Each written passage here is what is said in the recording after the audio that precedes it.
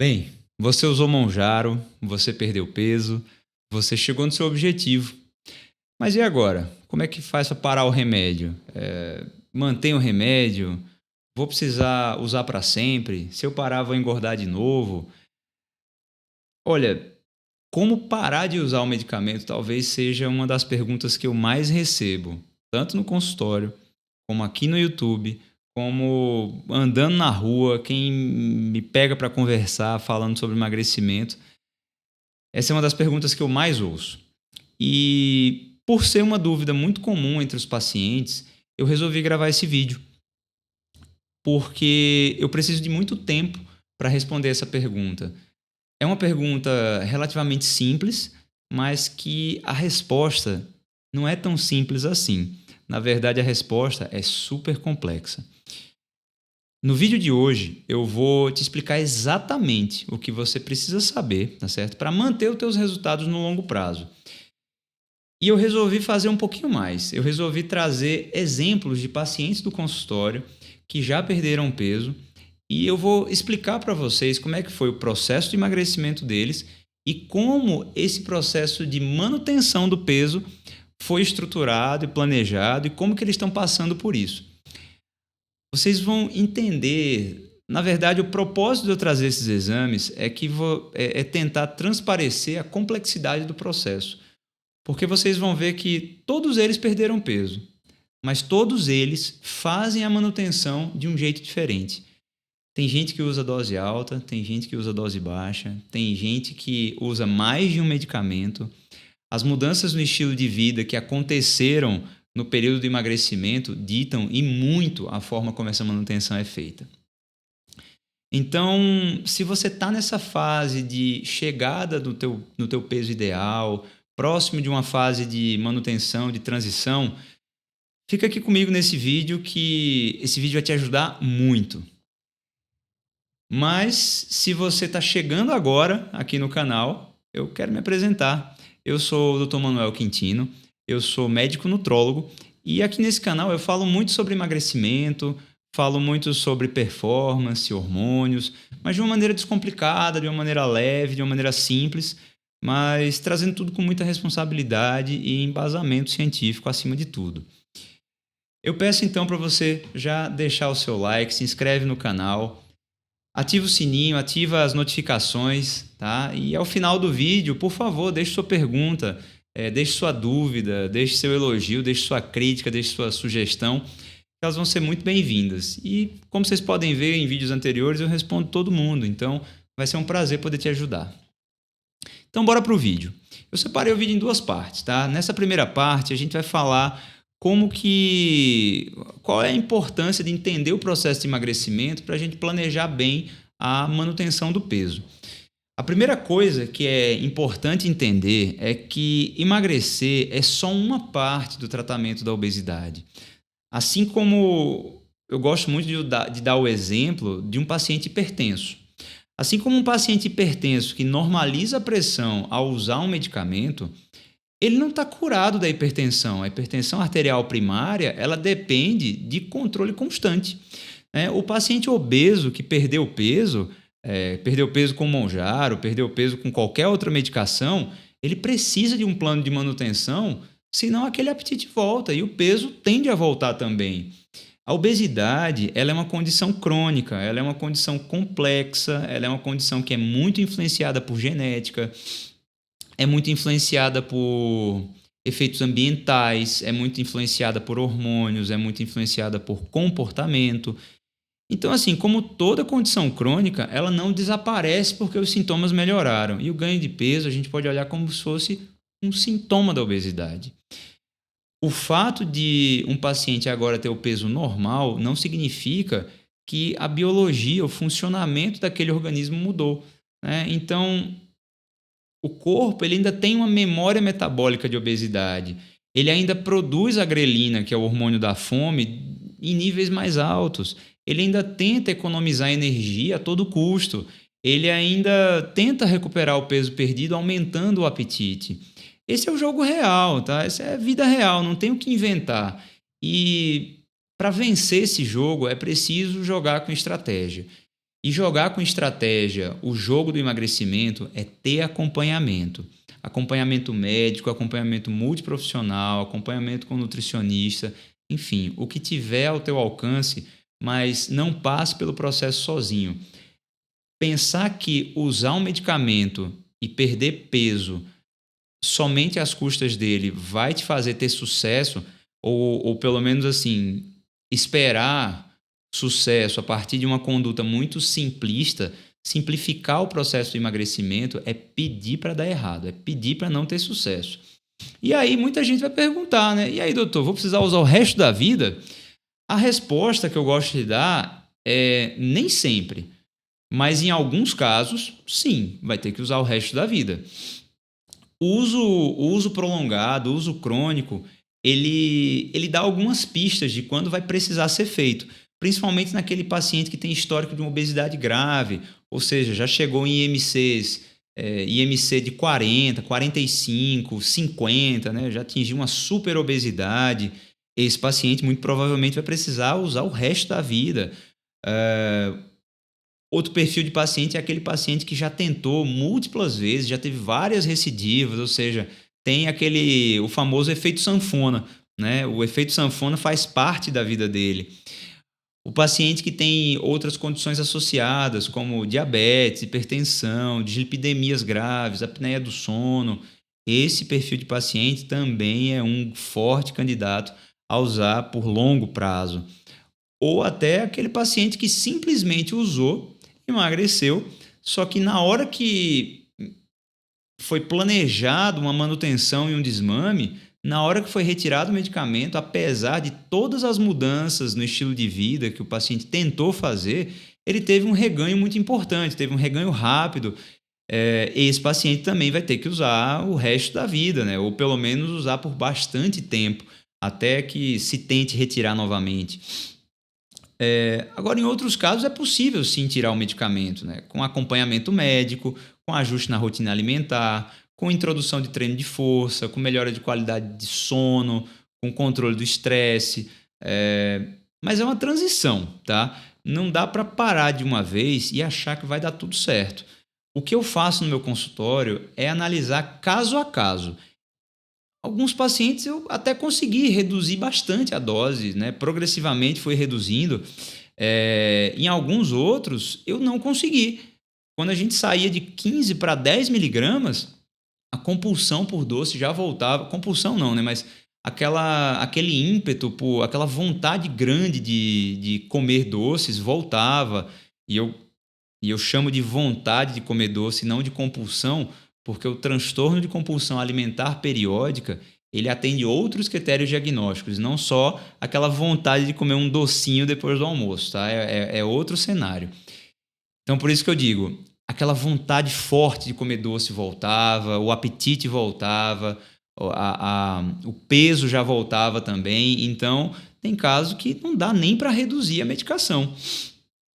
E qual é o papel importante? O que é que eu gosto de analisar? O que eu gosto não, né? O que é necessário analisar depois que o paciente está numa fase de manutenção é a composição corporal. E isso é algo que quase ninguém fala. O peso da balança, ele não conta a história completa. A verdade é essa. Então, o que realmente importa é o que você perdeu, né? Se você perdeu muita massa magra e menos gordura, tende a ficar um pouco mais difícil de você manter esse peso perdido no longo prazo. Já se você perdeu gordura e massa muscular de uma maneira proporcional ou até perdeu mais gordura do que a massa muscular, que é o desejável, né, as chances de a gente ter um sucesso na manutenção da perda de peso são bem maiores. Então é por isso que no consultório, na clínica, eu uso em 100% dos casos a bioimpedância. Nos pacientes que têm a possibilidade, a bioimpedância é realizada semanalmente. Tá? O acompanhamento tem que ser muito próximo. E a bioimpedância é um exame que usa correntes elétricas para a gente analisar a composição corporal. Mais do que só o peso, a gente vê o que é massa muscular, o que é gordura, quanto de água. Então, assim, a divisão por membros de massa muscular, de gordura, é uma análise super completa Como vocês vão ver mais para frente aqui no vídeo, eu trouxe vários exemplos aqui de pacientes meus. Então, mais especificamente, eu trouxe 4 pacientes, tá certo? Os casos deles, eu trouxe a bioimpedância inicial, uma parte da evolução desses pacientes e a última bioimpedância que eles realizaram. Então, para vocês acompanharem todo o processo, e eu vou explicar como é que foi o processo de emagrecimento, quais foram as medidas tomadas e como que eles estão mantendo o peso perdido. Tá? Esse é o mais importante, acho que é o que mais vai se conectar com o tema desse vídeo. Então, assim, fazer bioimpedância faz toda a diferença. Tem uma outra coisa importante de você entender, que é a diferença entre consolidação e manutenção de peso. Eu acho que consolidar o peso perdido, o período de consolidação de peso perdido, é aquele período imediatamente após o emagrecimento, né? Onde o risco de reganho de peso, o risco de recidiva, ele é maior. Nesse período de consolidação do peso perdido, é onde, se a gente retirar muito precocemente a medicação, a fome aumenta, o apetite por alimentos mais calóricos aumenta, o corpo vai tentar voltar ao peso antigo com muito mais, ou pelo menos assim, tenta voltar com força total. É como se o organismo tivesse meio que testando a tua motivação. Aqui, mais do que nunca, é importante estratégia e acompanhamento. Tá? É nessa fase que a gente começa a transicionar para a dose de manutenção. Então, quando a gente fala de manutenção do peso perdido, a gente tem alguns princípios a serem seguidos. A gente vai reduzir a dose do medicamento, vai observar um retorno do apetite, vai aumentar um pouco a caloria da refeição, porque o que eu quero ver é estabilização do peso. A gente tem que deixar de ver uma decrescente no emagrecimento e ver uma estabilização. Preferencialmente, essa estabilização tem que ser do ponto de vista de peso total e gordura. Se a gente tiver algum ganho de peso, que seja às custas de massa muscular. Esse é o cenário ideal. Na fase de manutenção de peso, a instituição de treino de força, de treinos mais intensos, aumento de caloria, é justamente para a gente propiciar hipertrofia muscular. Porque em períodos de perda de peso mais franca, a chance de perder gordura, ou pelo menos assim, a ocorrência de perda de gordura, ela existe e é verdade para 99% dos pacientes. Ou seja, 99,9% dos pacientes vão ter perda de massa muscular. Isso aí é uma coisa que é uma grande luta que a gente está tendo. E tem algumas associações de medicamentos que estão sendo feitas, inclusive, recentemente foi divulgado o estudo Believe no ADA 2025, que trouxe aí informações sobre a associação da semaglutida com um análogo da amilina, onde a associação desses medicamentos preservou a massa muscular de uma maneira muitíssimo importante. Foi um grande avanço no estudo do emagrecimento. Depois, se vocês quiserem, eu trago para vocês esse estudo aqui. É um estudo bem interessante. Mas agora, já que você entendeu mais ou menos o que eu queria dizer em relação à manutenção, perda de peso, sem mais enrolação, bora para a tela do computador e eu vou trazer aqui os exames para vocês. Bem, estamos aqui na tela do computador agora. Esse aqui é um laudo de um exame de bioimpedância. Na verdade, é um laudo de bioimpedância da minha máquina antiga. Tá? Aqui eu estou trazendo para vocês o primeiro caso, que é um paciente do sexo masculino, tá? Com 32 anos de idade.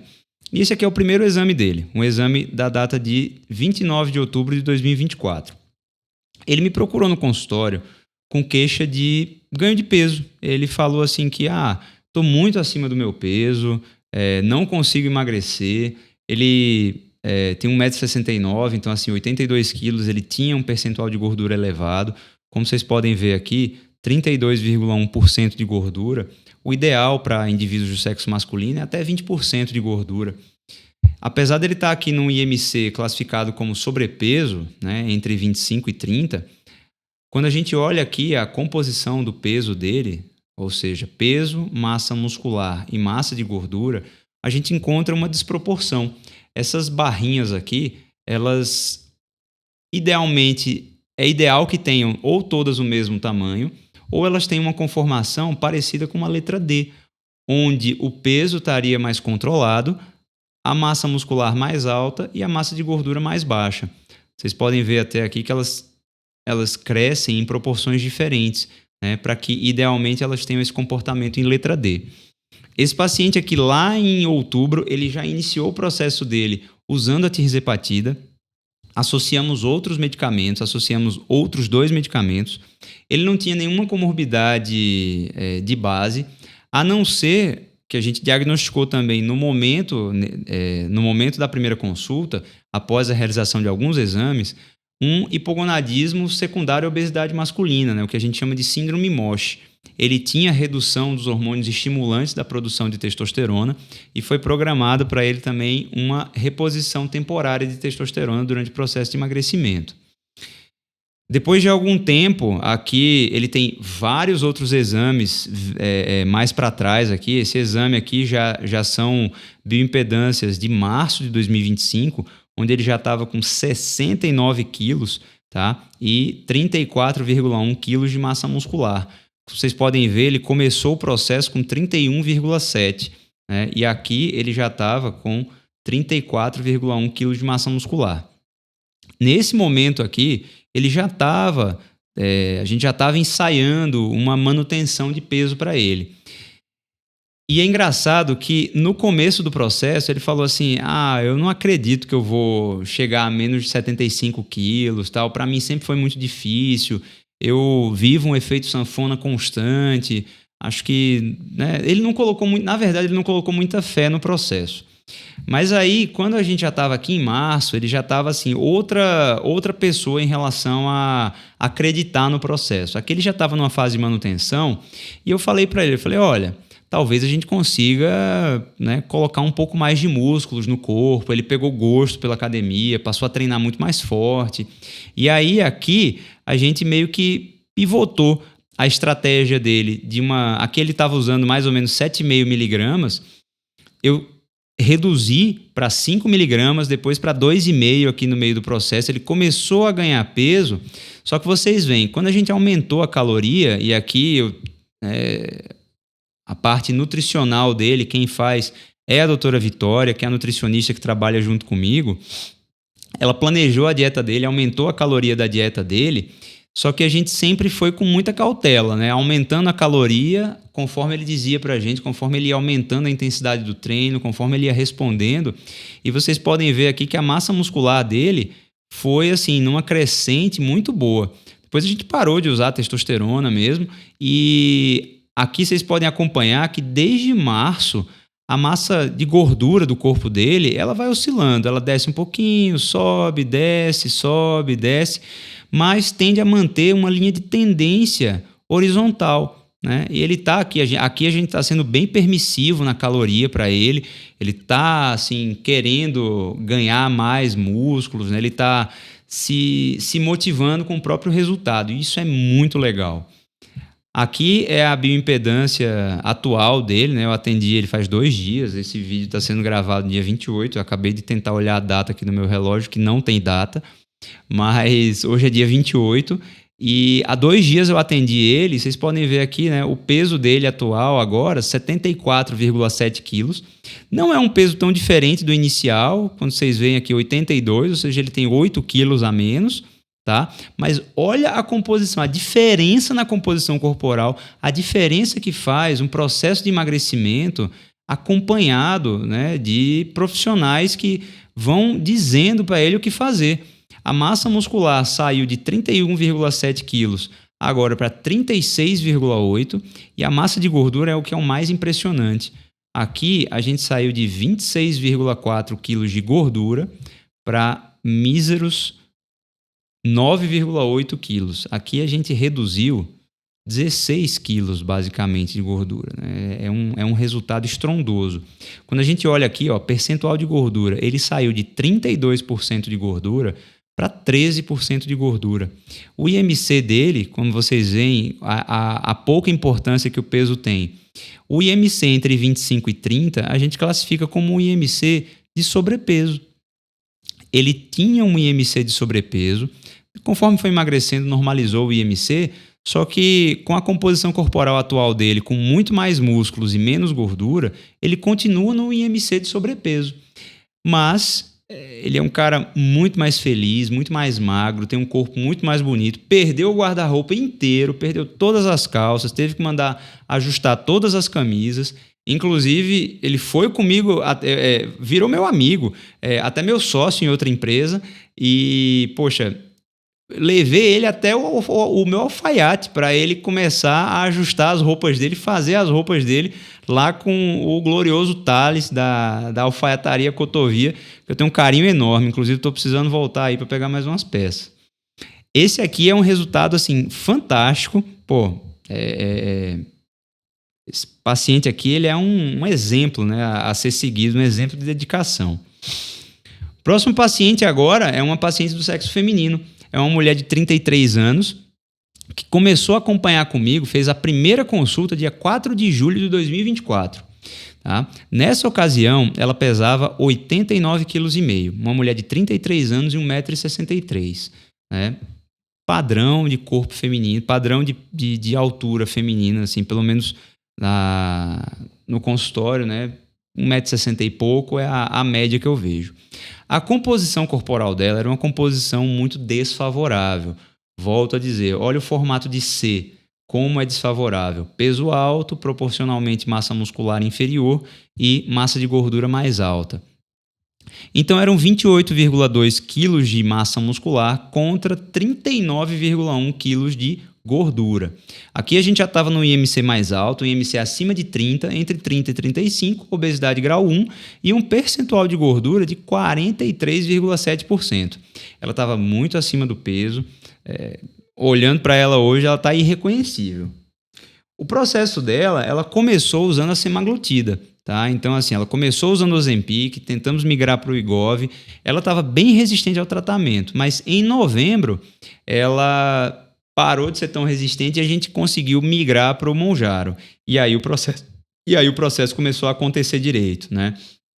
Aqui é muito visível aqui. Até aqui ela estava usando a semaglutida. A partir daqui de 1º de novembro, ela entrou no Mounjaro. Então, assim, ela já tinha perdido 10 quilos, só que a gente vê que depois o peso começou a cair de maneira muito mais forte, né? Então, dos 79, ela chegou aos 68, 65 e aqui a gente começou a planejar a manutenção dela. E é muito visível quando vocês olham aqui na massa muscular, porque aqui ela estava usando 15 miligramas por semana de tirzepatida. E aqui eu já reduzi para ela, se eu não me engano, para 7,5 ou para 10, alguma coisa drástica assim. Só que como ela estava treinando muito bem, eu falei, eu só vou reduzir muito porque eu sei que você está treinando muito bem, eu estava tendo um feedback da personal trainer dela. E aí eu falei, então bora reduzir assim. Aumentamos a caloria dela. Nesse caso aqui, só eu estava acompanhando ela não estava com acompanhamento com a nutricionista. E a gente começou a ver aqui, massa muscular subindo. Caloria sobe, medicação regride, a massa muscular como responde bem. Peso de balança é outra coisa interessante que eu quero que vocês olhem. Vê como não importa. Desde 10 de janeiro até 2 de maio, ela está basicamente com o mesmo peso. 68,5, 65,4, 67,4, 68,2, 68,4, 66,9, 67,2. Só que olha a diferença na composição corporal dela. Antes com 24,4 kg de músculos, agora com 27,3. E de gordura, caiu 3 kg de gordura, de 21 para 18, ganhou 3 kg de massa muscular, o peso quase não se mexeu, né? Mas olha o percentual de gordura, saiu de 32 para 27. Então, assim, essa é uma paciente que está fazendo uma manutenção do peso perdido associada a uma recomposição corporal. Ela está até algum tempo sem me ver aqui, né? Vai fazer quase 2 meses aqui sem me ver. Eu vou dar um puxão de orelha nela, vou ligar para ela hoje aqui. Mas é um caso assim que ela se mantém usando 7,5 miligramas, né, de tirzepatida e assim teve um ganho de massa muscular, apesar de usar uma dose, digamos assim, intermediária, uma dose até bem alta para uma manutenção mas é o que o corpo dela pede, é o que o corpo dela precisa. Então, assim, não tem receita de bolo, né? Como vocês podem ver nesse caso. E aqui o exame dela, né? O último exame, são 67 quilos agora, comparados com os 89 que ela chegou, são 22 quilos a menos, né? 22 quilos a menos. A massa muscular praticamente não se mexeu, ela perdeu 900 gramas aqui de massa magra. E de gordura, ela saiu de 39 quilos de gordura pura para 18 quilos de gordura. Ela ainda não está na meta final dela, tá? Mas vejam como a composição dessas barrinhas aqui muda de um C, ensaiando o começo de uma letrinha D, ou seja, agora o peso é mais baixo, a massa muscular é mais alta e a gordura é mais baixa. Isso aqui, gente, é acompanhamento. Não existe tomar a medicação por conta própria e esperar que o milagre aconteça. Vocês acham que essa paciente aqui não teve efeito colateral? Teve. Teve prisão de ventre, teve náusea, passou mal, teve teto preto na academia, mas ela sempre falava comigo. Assim, aconteceu isso, o que é que eu faço? Eu falei, estou mandando a prescrição. Tinha semana que ela pulava a medicação, pulava a dose, porque o incremento da dose tinha sido muito forte. A gente entrava com sintomáticos, adiava 3, 4 dias a tomada da próxima dose para fazer com que o corpo depurasse um pouquinho da dose da semana passada. Então, assim, várias estratégias vão sendo tomadas e é uma coisa que a gente vai tomando no dia a dia. Não tem como dizer, se aconteceu isso, faça isso. Não é como se tivesse uma receita pronta, sabe? É fruto do acompanhamento e da compreensão que o médico tem do caso da paciente. E aí, resultados extraordinários como esse aqui acontecem também. Você vê aqui, que na primeira bioimpedância dela aparecia como meta de peso 65,4. E eu me lembro muito bem. Ela falou assim, Manuel, eu não me lembro a última vez que eu pesei 65 quilos na minha vida. Ela falou assim, quando eu tinha 13 anos, 14 anos, eu já tinha mais do que isso. Eu falei, olha, nada é impossível, vamos lá. Muito provavelmente, agora, né, chegando em julho que a gente tá, ela já tá nesse peso aqui, né? Porque quando ela dava umas escapadas, ela me ligava. Se ela sumiu, é bom sinal. Tenho certeza. Bem, terceiro caso aqui agora é o caso de um homem de 43 anos, tá? 1,83 m. E esse caso aqui é muito emblemático, porque esse cara aqui é um empresário, o cara é ocupado. Ele, toda vez que estava lá na clínica, ele sempre marcava no primeiro horário do acompanhamento dele. E toda vez que eu chegava, ele já estava com o notebook no sofá, de fone, com o notebook. Trabalhava com a empresa dele trabalhava com vários outros países, então ele estava sempre antenado em call. Várias vezes eu tinha que esperar ele terminar uma chamada com alguém de outro país, né? E ele chegou para mim lá com 103 quilos 103 quilos, francamente obeso, inflamado, com diabetes tipo 2, né? Então, eu estou simplificando bastante aqui o acompanhamento, que eu não estou falando dos exames, das terapias adicionais que eram feitas. Alguns aqui tinham hipotireoidismo associado, a gente entrava com hormônio tireoidiano, enfim, tratava de lipidemia, diabetes, era um monte de coisa. Eu estou simplificando aqui só ao uso do medicamento. Mas, assim, baterias de exames são feitas, correções, enfim, é assunto para outro vídeo. Mas vamos lá. Ele com 103 quilos tinha 40,9 quilos de músculos e 31 quilos de gordura, tá? Isso trazia ele para um IMC de 30,8, ou seja, obesidade, com um percentual de gordura de 30, bem elevado. Ele já começou o tratamento dele com a tirzepatida em 20 de setembro de 2024. Aqui os exames dele são datados, como a gente fazia bioimpedâncias semanais, né? Aqui de 28 de fevereiro até ontem, né? Eu atendi ele ontem.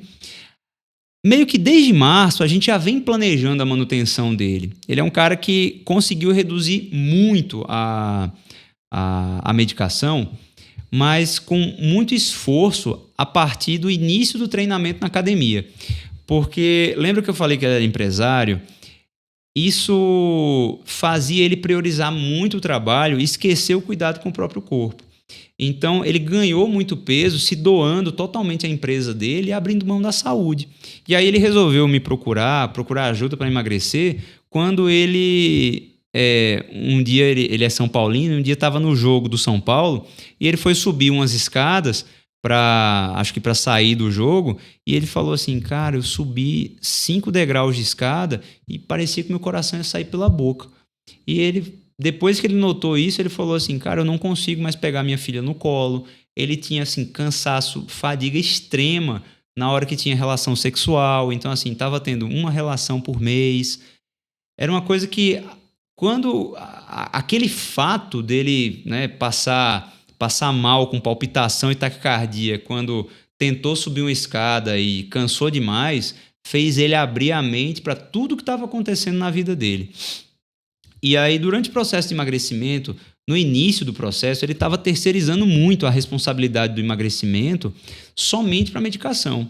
E eu falei para ele, olha, se você não começar a fazer exercício, não começar a treinar, você vai ficar 100% dependente da medicação. E ele estava perdendo bastante massa magra no início do processo. Não aparece aqui, né? A construção da massa magra que ela não pega meses anteriores. Mas eu falei para ele, olha, você precisa começar a se exercitar. E eu falei para ele, eu vou reduzir a dose do medicamento para você ver que a tua energia vai voltar um pouco e você precisa investir no personal trainer. Você precisa de alguém para te cobrar, para fazer você treinar direito. E aí eu lembro que ele começou a fazer personal 2 vezes por semana, depois aumentou para 3 vezes por semana, e aí que a gente conseguiu reduzir. Eu reduzi para 10 miligramas, a gente ficou um tempão com 10 miligramas, e hoje ele se mantém com 2,5 miligramas, treinando musculação 3 vezes por semana. E eu falei para ele, eu coloquei na cabeça dele, eu falei, olha, é 1h30 que você vai doar 3 vezes por semana. Então, assim, segunda, quarta e sexta, doe para a sua saúde, para a sua longevidade, para o seu bem-estar, 4h30 na semana, para que você possa se manter esse novo homem que você é. Porque ele chegou com 103 e ontem ele estava com 80,3 quilos. Você vê que o peso não oscila muito desde fevereiro. Mas aqui, a massa de gordura subiu, caiu, subiu um pouquinho, caiu de novo, reganhou quando eu tentei espaçar aqui a cada 2 semanas. Né? Então, a massa muscular também tem uma linha de tendência horizontal.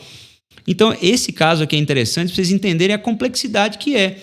Não é só retirar a medicação, tem que aumentar treino, o equilíbrio do corpo fica muito dinâmico. Uma hora a gordura cai, o músculo sobe, outra hora o músculo cai e gordura sobe. Então, até encontrar esse plano de voo na manutenção, é necessário visitas constantes, não dá para perder a mão. Bem, o quarto caso é o caso dessa jovem de 31 anos, uma mulher de 31 anos e 1,64 m. Essa daqui é minha paciente desde 18 de março de 2024. Né? Estamos aqui há quase 1 ano e meio. E ela chegou com impressionantes 111 quilos. Tá? E desses 111 quilos, apenas 29 quilos de massa muscular e 59 quilos de gordura. Quando a gente pega o peso e divide pelo quadrado da altura, a gente chegava num valor de IMC maior do que 40. Só para vocês terem ideia, tá? O IMC é o que a gente usa para classificar o peso, né? Dar os diagnósticos em relação a desnutrição, peso normal e sobrepeso e obesidade. Acima de 25 até 30, a gente está no intervalo do sobrepeso. De 30 a 35, obesidade grau 1. De 35 a 40, obesidade grau 2. E acima de 40, obesidade grau 3. Acima de 50, a gente também chama de superobesidade, mas aqui a obesidade grau 3 é considerada a obesidade mórbida. Não vou me estender aqui em questão de diagnóstico.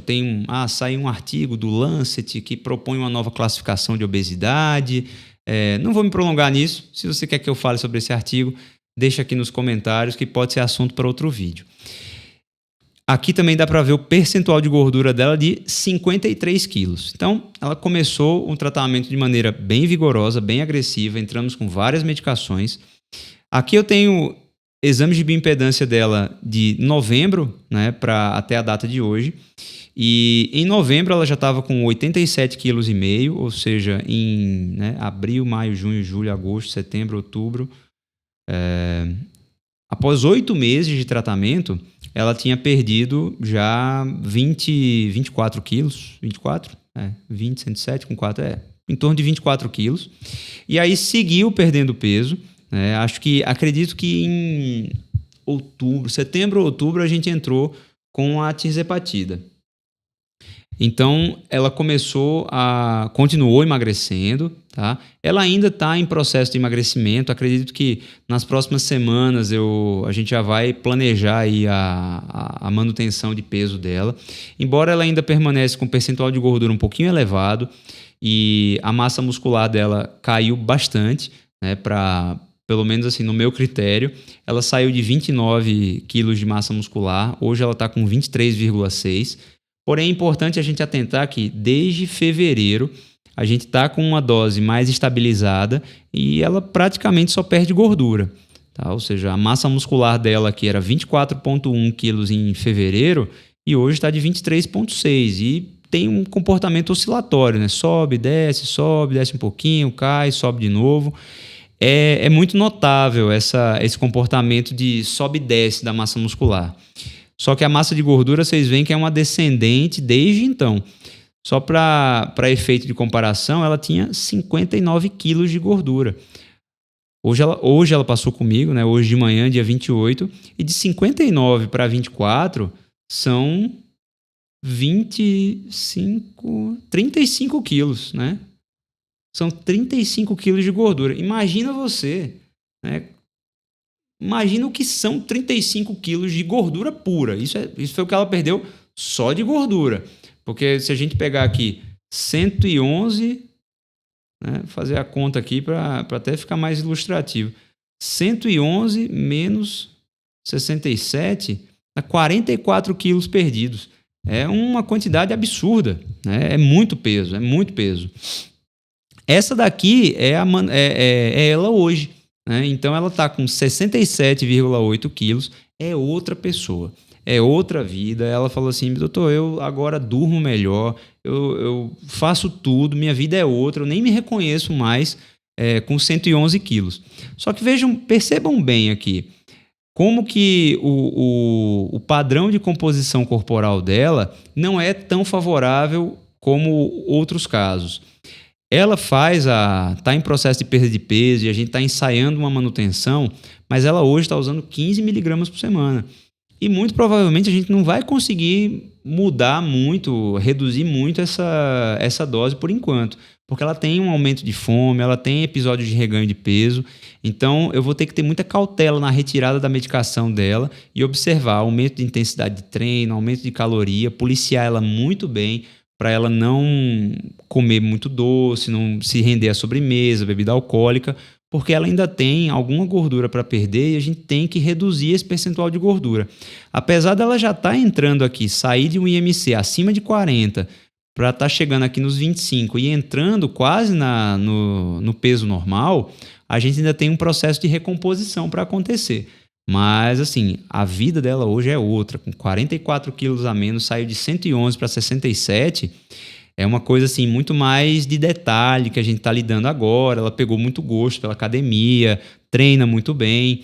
Então, é outra pessoa. Eu fico muito feliz pelo resultado dela, assim, genuinamente feliz.